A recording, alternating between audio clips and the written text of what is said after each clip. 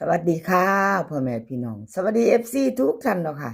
กลับมาพบมาพอกับเจตาพารวยคือเก่าค่ะในทางช่อง YouTube คลิปนี้เจตาก็จะว่างแนวทางของลาวพัฒนาค่ะเห็นอยู่นี่ประวัติของตาบรรทัดเด้อค่ะพี่น้องตาบรรทัดกับขอโทษขออภัยแทนเพิ่นเด้อค่ะที่แนวทางของเพิ่นหลุดไปเนาะตาบรรทัดวันที่23ที่ผ่านมาค่ะ401 3ตัวบน84ล่างวิ่งลูดจับคู่เบิ้ล3ตัวของเพิ่นบ่มาบ่เข้าเนาะค่ะไม่เข้าไม่เดินไม่มาตาบรรทัดวันที่21ก็เข้าไปตะวิ่งลูดให้เบิ่ง2งวดหลุดแล้วหลุดเลยเนาะพี่น้องกราบขอโทษขออภัยแทนตาบรรทัดหลายๆเด้อค่ะ FC ที่ของเพิ่นหลุดไปเนาะหลุดติดกันอยู่ของตาบรรทัดมาระยะนี้เนาะค่ะพี่น้องแนวทางของเพิ่นเนาะให้เบิ่งประวัติชัดเจนแล้วค่ะหลุดก็คือหลุดตาบรรทัดใครจะไปต่อไปใหม่วันจันทร์ค่ะวันที่26เพิ่นให้มาก่อนลายมืออยู่ค่ะออกปุ๊บให้มาปั๊บเนาะแนวทางของเพิ่นตาบรรทัดแนวทางใหม่ค่ะใหม่มาแล้วมาลุ้นกันต่อไปใหม่ลองเบิ่งอีกพิจารณาเอาเนาะพี่น้องมีเขามีรุดเนาะตาบรรทัดลาวพัฒนาค่ะเป็นวันจันทร์ที่26วิ่งลูดค่ะเพิ่นให้มา5กับ3 2ตัวค่ะ4หาง53 52 37 36เบิ้ลค่ะ55 33 3ตัว3หาง573 735 336ค่ะวิ่งลูดเพิ่นดินทอกันค่ะ5กับ3กับ3วงกลมให้เท่ากันเด่นเท่ากันเนาะค่ะสายวิ่งสายลูด2ตัวค่ะเน้น2หาง53 36 336ค่ะ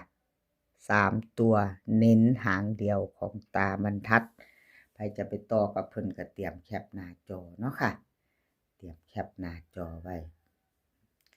เลขทุกตัวเอามาวางเพื่อเป็นแนวทางค่ะโปรดใช้วิจารณญาณในการรับชมเป็นอย่างสูงเนาะค่ะเป็นเพียงแนวทางรับชมรับฟังมีเขามีรูดเนาะพี่น้องคันเขามากก็ดีใจเนาะรูดไปก็ต้องกราบขอโทษขออภัยมาไปต่อค่ะมาไปต่อกราบขอบบุญขอบคุณตาบรรทัดหลายๆเด้อค่ะที่ให้แนวทางมาว่างทางช่องของเจตากราบขอบพระคุณเป็นอย่างสูงค่ะบ่ว่าจะหลุดบ่ว่าจะเข้ามาจะเดินบ่เดินแนวทางเนาะตาบรรทัดก็ให้มาตลอดค่ะชอบแนวทางเดียวกันเพิ่นก็ให้เจตามาว่างด้วยดีเสมอมาเนาะค่ะกราบขอบพระคุณเป็นอย่างสูงค่ะตาบรรทัดเนาะไปต่อค่ะไปต่อเป็นของเจอุยมาไปเบิ่งแนวทางใหม่ของเพิ่นพี่น้องก่อนจะเบิ่งใหม่กับเบิ่งประวัติซะก่อนเนาะจากงวด2งวดเนาะค่ะพี่น้องเจอุย401 3ตัวบน84ล่าง2ตัววิ่งลูดแล้วก็2ตัวค่ะเบิ้ล3ตัวค่ะหลุดไปชัดเจนบ่เดินบ่เข้าบ่มาเนาะพี่น้องวันที่21เพิ่นเข้าไปวิ่งตัวเดียว6บน6ล่างเนาะจีอุยแต่วันที่23หลุดไปบ่เดินบ่เข้าบ่มาค่ะกราบขอบบุญขอบคุณเจอุยหลายๆเด้อค่ะที่ให้แนวทางมาว่างทางช่องเจตากราบขอบพระคุณเป็นอย่างสูงค่ะ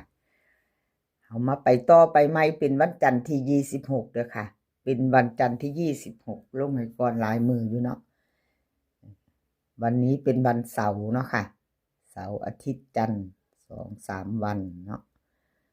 วิ่งลูดค่ะเจ้อุยให้มา8กับ3 2ตัว4หางค่ะ83 82 36 37เบิ้ลค่ะ88 33 3 ตัว3 หาง836 382 837วิ่งรูดค่ะเพิ่นเด่นทอกัน8กับ3 2ตัวนี่เน้น83กับ36ค่ะ3ตัวเน้นหางเดียว836ใครจะไปต่อกับเจอุยกับแคปหน้าจอไว้เนาะค่ะรุ่นใหม่วันที่26เป็นวันจันทร์เนาะค่ะ FC ใหม่ถ้าเพิ่งผ่านเขามาเห็นเนาะค่ะมาเห็นเป็นครั้งแรกในคลิปของเจตาพารวยค่ะในช่องนี้เนาะถ้าชอบแนวทางเดียวกันถ้าชอบในคลิปนี้ชอบมี3เซียนชอบของผู้ใดเนาะก็แคปหน้าจอไว้ค่ะแล้วก็กดติดตามไว้ค่ะคลิปนี้มี3เซียนดังที่เก่าตาบรรทัดเจอุยกับคุณยายใจดีค่ะในคลิปนี้ยังบ่ทันกดติดตามก็กดติดตามไว้ค่ะกดติดตามแล้วก็อย่าลืมกดกระดิ่งแจ้งเตือนเด้อค่ะกดกระดิ่งแจ้งเตือนไว้จะได้บ่พลาดคลิปใหม่ๆของเจตาเวลาลงไปเนาะลงปุ๊บก็จะได้เห็นปับบ่ได้หายากบ่ได้ถ่ายากเนาะค่ะถ้าชอบบ่ชอบก็ผ่านไปเนาะค่ะชอบก็จัดขัดก็ผ่านถ้าชอบก็กดติดตามไว้ถ้ารุ่นถ้าเบิ่งไปน้ำกันเนาะค่ะเอาต่อไปค่ะต่อไปเป็นของใครแคปหน้าจอไว้แล้วก็ไปรุ่นต่อค่ะไปดูเป็นของใคร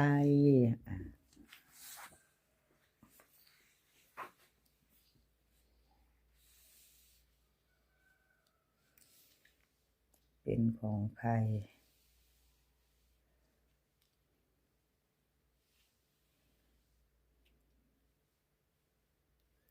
คุณยายใจดีค่ะ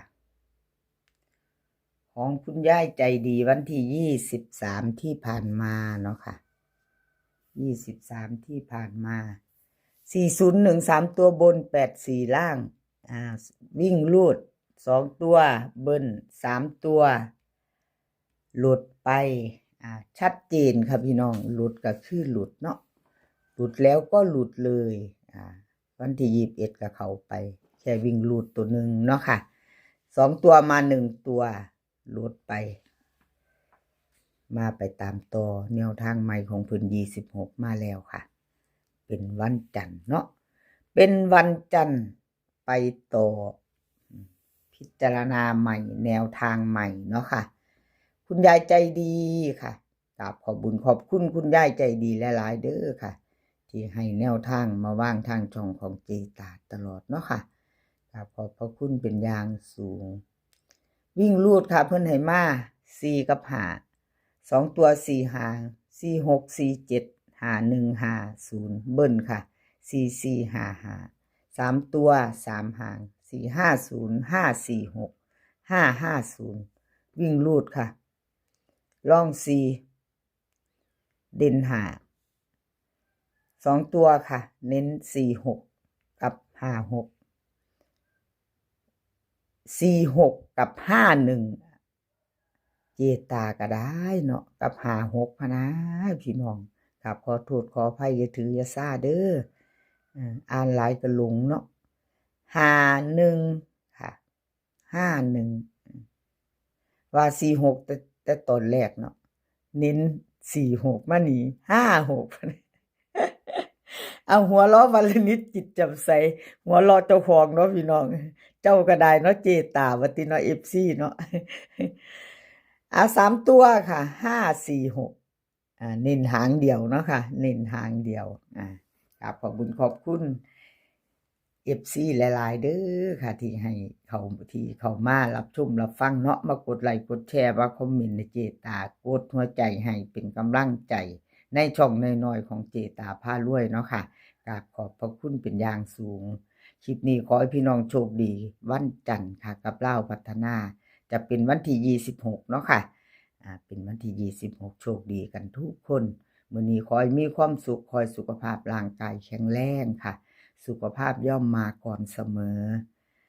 เดินทางไปไสก็ขอให้ปลอดภัย เดินทางไปก็ขอให้มีโชคกลับมาขอให้มีชัยค่ะ คลิปหน้าพอกันใหม่ คลิปนี้ก็สวัสดีค่ะ